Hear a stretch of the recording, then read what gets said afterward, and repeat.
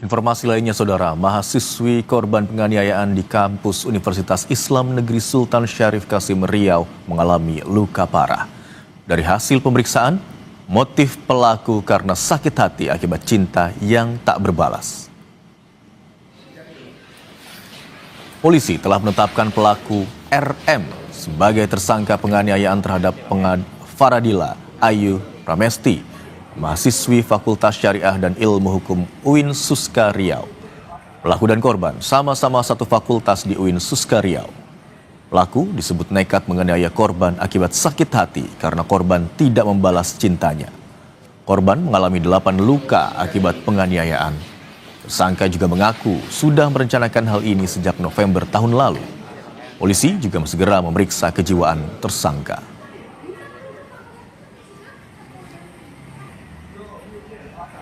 Kalau motif sejauh ini, Bang, dari pemeriksaan yang kami lakukan masih dengan keterangan sakit hati atas hubungan yang disudahi oleh korban, sementara pelaku sendiri tidak mau.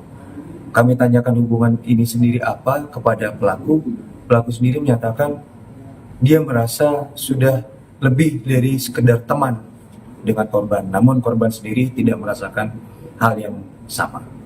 Yang bersangkutan menyatakan dari awal November juga sudah ada niat untuk melakukan hal ini, namun baru terlaksana pada kemarin hari Kamis di UIN Suska.